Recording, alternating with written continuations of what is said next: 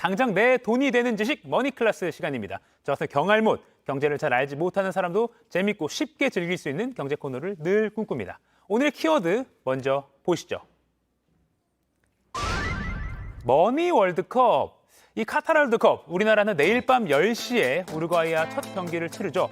이번 월드컵은 역대급 돈잔치라는 평가가 나올 만큼 경제적 효과가 기대되는 대회이기도 합니다. 이 재테크에 관심 많은 사람들은요, 축구만 보는 게 아니라 돈의 흐름도 벌써부터 살펴본다고 합니다. 우리도 한번 해보자고요. 오늘의 키워드, 머니 월드컵 전문가와 이야기 나눠보겠습니다.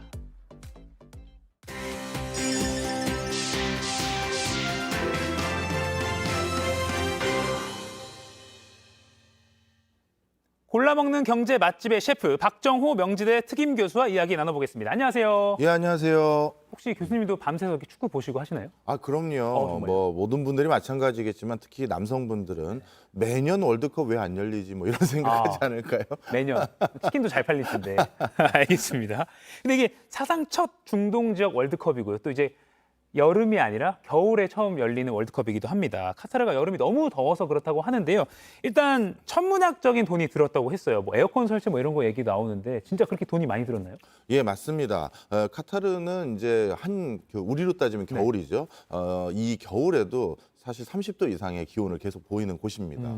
그러니까 정상적인 월드컵이 개최해야 되는 한여름에는 섭씨 50도가 넘거든요. 그러다 보니까 중동 국가에서는 그동안 이런 날씨적인 요인 때문에 개최가 안 됐는데요. 카타르는 이번 월드컵을 유치하는 과정에서 모든 경기장에 실내 에어컨을 전부 다 틀어서 그래서 기온을 20도 수준으로 계속 유지하겠다라는 것을 발표를 했었고요. 네. 그러다 보니까 정말 역대 천문학적인 돈이 들었습니다.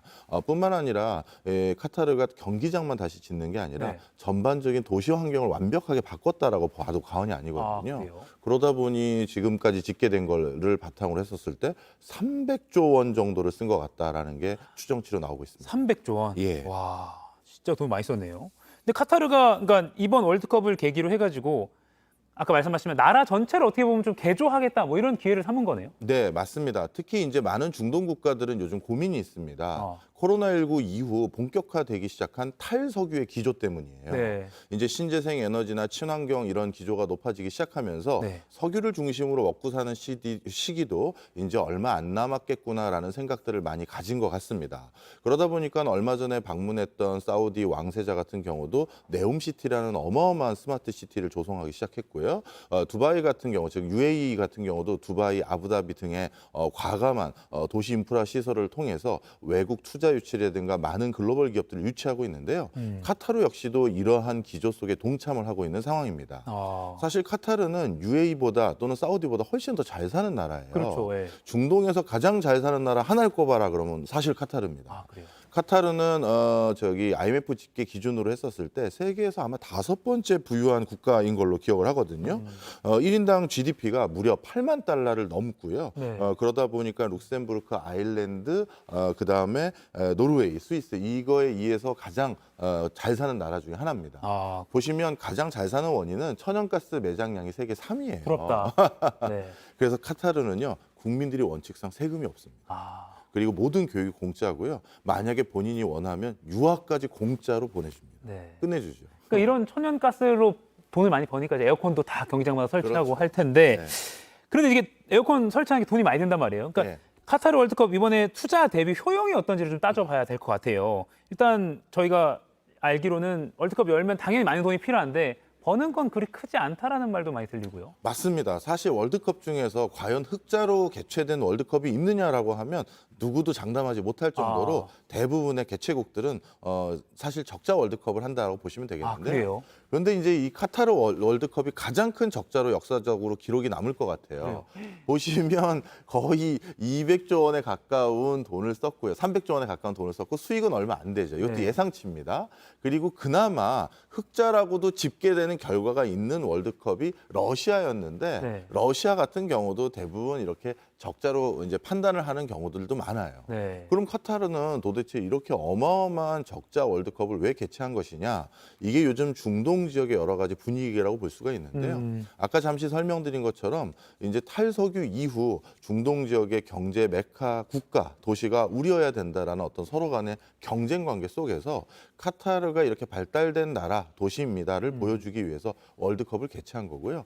그걸 통해서 카타르 시내 여러 전경들을 전 세계에 홍보하는 효과를 바탕으로 이렇게 많은 돈을 쓴 것 같습니다. 그러니까 사실 카타르 뭐 건설하는 과정에서 뭐 외국인 노동자 많이 죽고 뭐 그런 잡음도 많았는데 어쨌든 당장의 돈은 아까 그래프에서 본 것처럼 손해를 보지만 장기적으로 우리나라를 알리겠다 뭐 이런 걸 보면 되겠네요. 맞습니다. 그럼 이번에 월드컵이 흥행하면 전 세계적으로도 파급 효과가 클까요? 사실 지금은 전 세계적인 파급 효과보다도 네. 오히려 카타르 입장에서는 오히려 중동의 주변 국가들한테 더 좋은 일 해준 거 아니냐라는 우려를 하고 있는 상황입니다. 먼저 첫 번째로 우리 아까도 소개해드렸습니다만 두바이.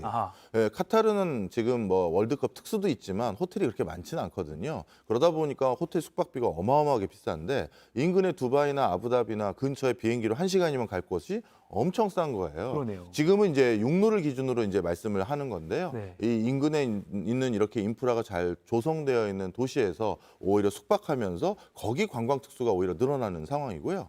그다음에 카타르는 제조 기능이 없습니다. 그러다 보니까 생필품의 전량을 중국에 의존하는, 중국에서 수입해 오고 있는 상황인데요.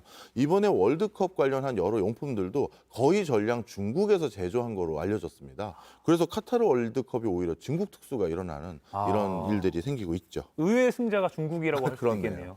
근데 이제 이렇게 카타르에 대해서 배경을 좀 알아본 이유가 이제 지금부터 본론인데 우리 경제, 내 돈의 흐름과 한번 연관을 지어보고 싶어요. 그러니까 최근에 우리나라 소비 심리가 많이 얼어붙었는데 월드컵이 우리 얼어붙은 이 소비 심리를 좀 녹여줄 수가 있을까요? 사실 그러기를 저도 바라고는 있죠. 네. 그렇지만 이제 코로나19로 인해서 5개 활동과 대규모 이런 행사에 대해서 약간 많은 분들이 앞으로는 좀 더 흥행이 많이 되진 않지 않겠느냐라는 여러 가지 우려를 많이 하고 있습니다. 네. 특히 얼마 전에 있었던 참사도 있었었고요. 그리고 또 한 가지는 날씨죠. 겨울에 우리나라는 개최된 월드컵이 분명하다 보니까 약간 날씨가 쌀쌀해지거나 했었을 때 5개 또 대규모 이렇게 모이겠느냐 뭐 이런 것들의 우려들 때문에 여타 월드컵의 그 특수에 비해서 우리나라가 이번 카타르 월드컵 특수는 그렇게 많이 기대하지는 못하는 것 같아요.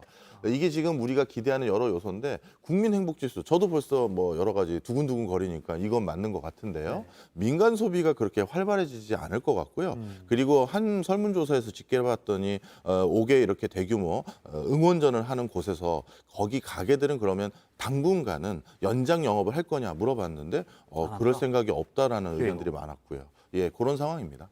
유통업체도 뭐 월드컵 뭐 특별 할인 뭐 이런 거 한다고 하는데 얼어붙은 소비의 심리가 잘 녹을지는 조금 지켜봐야겠다는 생각이 드네요. 그렇지만 뭐 효과가 좀 있었으면 하는 바람입니다. 네. 네. 마지막으로 네.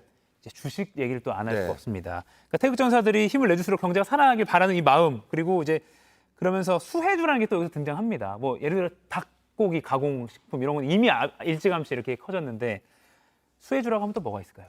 요즘은요, 사실 중동 지역이 이렇게 그 조망을 받기 시작하면서 건설주라든가 에너지 또는 인프라를 조성하는 기업들의 주가가 꿈틀대는 것 같습니다.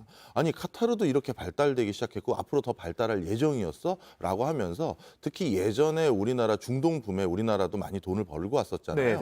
그래서 제2의 테헤란노의 붐 또는 중동 건설 붐이 일어나지 않겠느냐 해서 지금 그런 기대감들 때문에 우리나라 건설 토목 관련한 주식들도 많이 붐업이 되고 있는 상황이에요. 예. 뭐 치킨이나 맥주 이렇게 좀 너무 오래된 얘기긴 하지만 그런 것도 여전히 그런 유통업체들 그럼요. 그런 유통업체들이야 당연히 주목받는 부분인데 이번에는 특히 상승폭이 이런 우리나라 내수의 소비재보다는 오히려 현장에 가서 뭔가 큰 돈을 벌 수 있는 것들이 있지 않을까라는 기대감이 더 부풀어져 있는 것 같습니다. 알겠습니다. 오늘 머니클래스 박정호 명지대 특임 교수와 이야기 나눠봤습니다. 고맙습니다. 감사합니다.